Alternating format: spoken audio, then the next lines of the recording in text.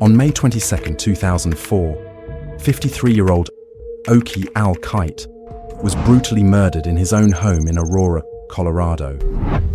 A man known only by the alias Robert Cooper would soon become one of the most mysterious figures in an unsolved case. Al was a kind, friendly man, well liked by his friends and co-workers. He was a project manager, known for his meticulous attention to detail and generosity toward others. His life was quiet and peaceful. He had just started a new relationship with a woman named Linda, and they officially became a couple on the very day of his murder. Al had been renting out the basement of his townhome, and when his previous tenant moved out, he met a man who introduced himself as Robert Cooper. Cooper claimed to be new to the area, needing a place to stay while starting a job at a nearby Wells Fargo. He seemed polite, well-spoken, and friendly enough, but his past was a mystery. The day of the murder, Al dropped off his girlfriend Linda at the airport as she was flying to Virginia Beach. Linda later recalled how happy Al had been that morning, excited about their future. Little did they know, it would be the last time they saw each other. Later that day, Al spent his afternoon working on a construction project with a friend. They wrapped up early and made plans to meet later that evening for dinner.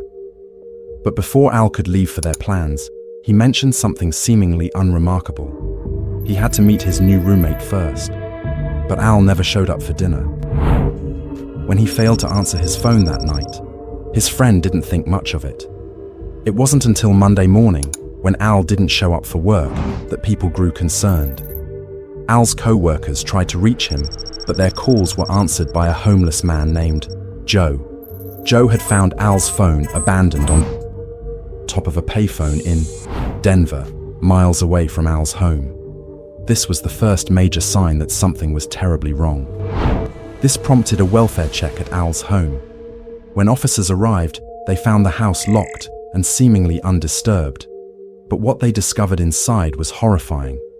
Inside, the house appeared normal, until officers reached the kitchen. Knives, a honing rod, and a set of keys were submerged in bleach, a clear attempt to destroy evidence.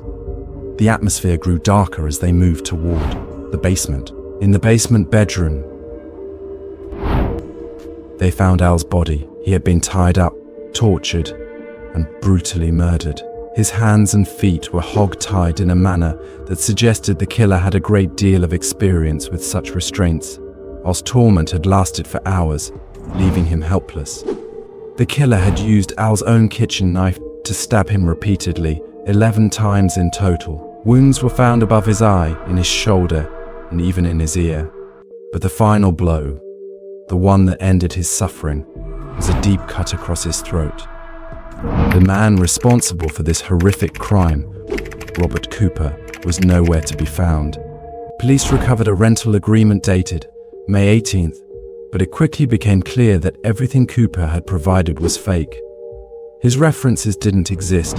His social security number traced back to an elderly woman in Indiana, and the address he listed belonged to an elementary school.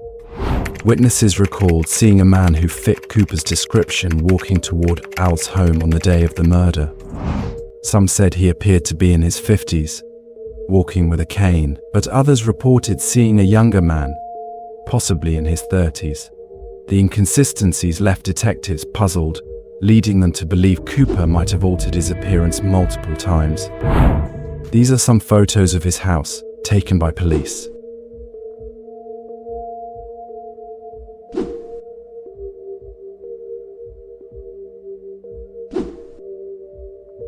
Inside the home, investigators discovered a small drop of blood on the stairs, a clue that didn't belong to Al. This blood, mixed with traces found in the bathroom, suggested that Cooper might have injured himself during the attack. The biggest break in the case came when Al's GMC pickup truck was found parked a block and a half from his home. Investigators believe Robert Cooper drove Al's vehicle to a nearby ATM. There at 9:59 p.m., Cooper, disguised in a ski mask and gloves, used Al's bank card to withdraw $1,000. Despite clear surveillance footage, Cooper's identity remained concealed.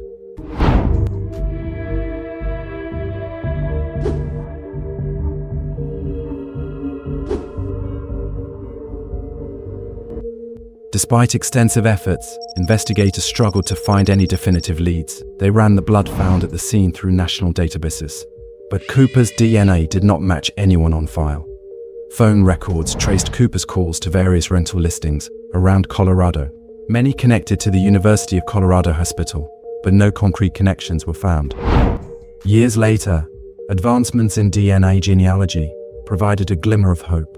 Investigators traced a familial DNA match to a distant relative, possibly a third or fourth cousin of the killer. This discovery opened new doors, but the identity of Robert Cooper remains elusive to this day. Al Kite didn't deserve this.